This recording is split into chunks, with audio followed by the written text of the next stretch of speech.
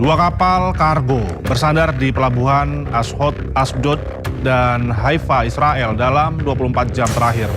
Selain itu, truk militer kendaraan tempur lapis baja ringan atau JLTV dan peralatan militer lainnya dengan berat sekitar 6.500 ton juga dilaporkan telah tiba di pelabuhan Israel.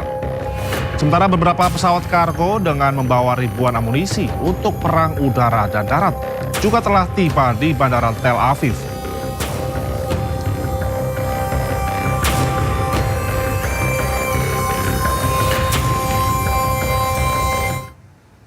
Amerika Serikat dan Iran tak kunjung menemui titik temu untuk negosiasi lanjutan. Hal ini membuat pejabat senior di militer Iran memperkirakan pertempuran besar antara negara-negara itu bisa saja terjadi.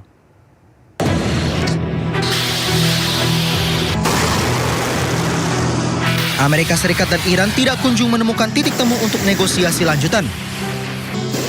Situasi ini membuat negeri Paman Sam dan sekutu dekatnya Israel siap kembali menggempur negara Timur Tengah itu.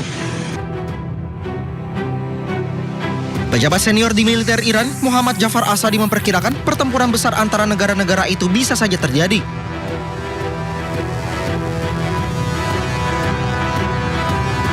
Asadi bahkan menyebut bukti sudah menunjukkan bahwa Amerika Serikat tidak berkomitmen terhadap perjanjian apapun.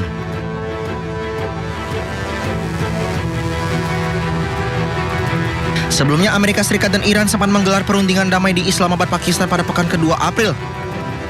Namun negosiasi ini berakhir buntu karena Amerika Serikat ingin Iran mengakhiri program nuklir dan menyerahkan uranium yang diperkaya, tetapi Teheran menolak mentah-mentah.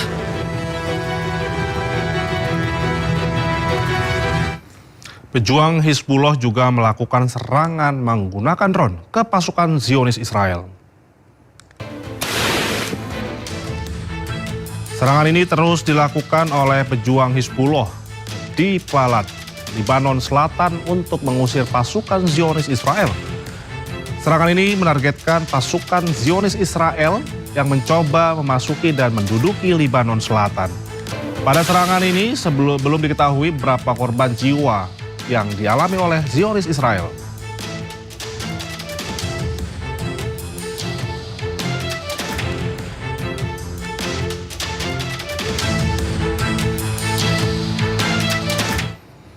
Seorang pemukim Israel secara tiba-tiba menyerang biarawati Kristen di Yerusalem.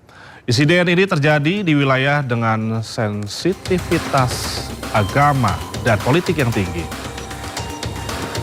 Sebuah video memperlihatkan penyerangan oleh pemukim Israel terhadap seorang biarawati Kristen.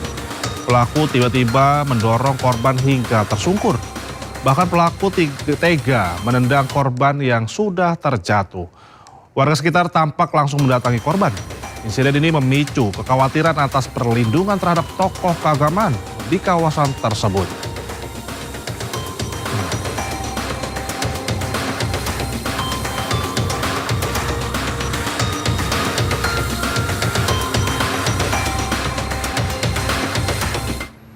Krisis kemanusiaan di jalur Gaza semakin mengkhawatirkan. Anak-anak menjadi kelompok yang rentan karena selain terancam serangan tapi juga kelaparan akut. Menurut UNICEF, kondisi anak-anak Gaza saat di dalam kondisi buruk karena menghadapi kombinasi mematikan antara kekurangan gizi, penyakit, dan kurangnya akses terhadap akses bersih.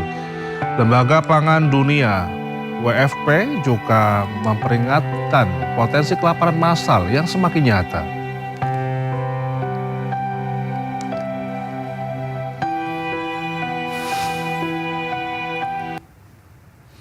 Pasukan penjajah Israel menyerang seorang anak disabilitas di Yerusalem Timur, Palestina. Inilah detik-detik saat tentara penjajah Israel mengejar anak berkebutuhan khusus di kamp pengungsi Sufat, Yerusalem Timur. Korban yang ketakutan sempat linglung sebelum akhirnya terpojok dan dipukuli tentara Zionis. Diketahui korban bernama Mahdi Abu Talib sempat ditahan sementara saudaranya dipukuli.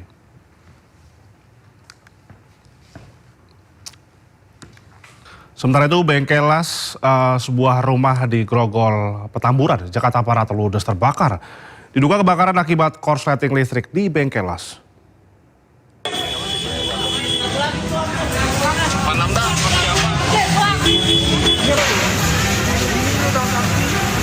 Petugas pemadam kebakaran berjibaku memadamkan api yang membakar sebuah gudang yang dijadikan Bengkelas di Jalan Jelambar Sakti, Grogol, Petamburan, Jakarta Barat.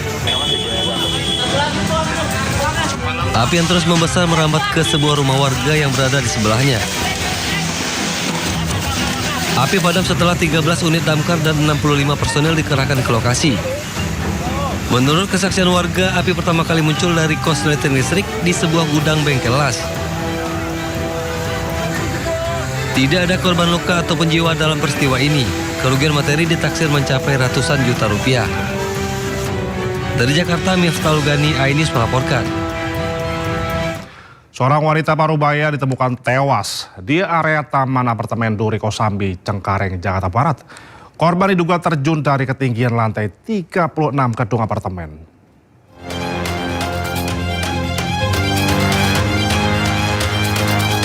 Seorang wanita Parubaya ditemukan tak bernyawa di area taman apartemen di Duri Kosambi, Cengkareng, Jakarta Barat.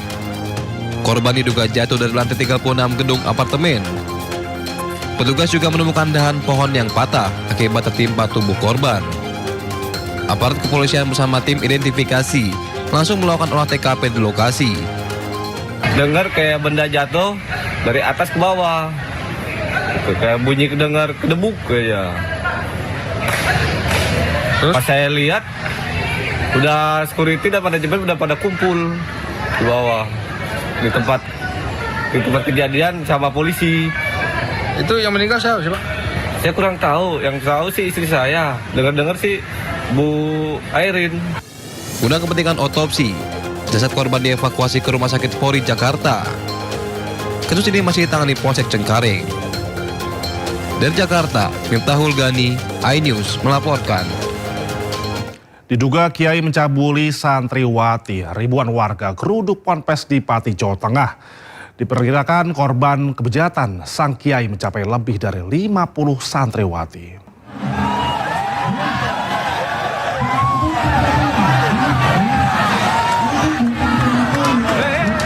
Ribuan warga menggeruduk sebuah pondok pesantren putri di Desa Telogosari, Kecamatan Telogowungu, Kabupaten Pati, Jawa Tengah.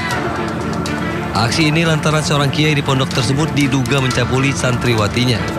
Tidak tanggung-tanggung jumlah korban diperkirakan mencapai 50 orang. Berdasarkan laporan, salah satu korban dugaan pencabulan terjadi pada tahun 2024. Warga yang geram memasang spanduk di dinding pondok pesantren. Meski telah ditetapkan sebagai tersangka, namun polisi belum menahan pelaku. Untuk penanganan perkara dari Polsek sebenarnya tidak menangani, namun diserahkan pada Reskrim Polresta Pati di unit PPA.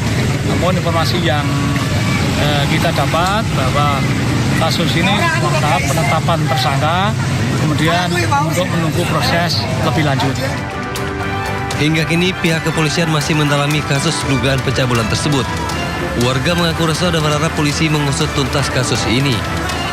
Dari Pati, Jawa Tengah, Vindi Agir, iNews melaporkan.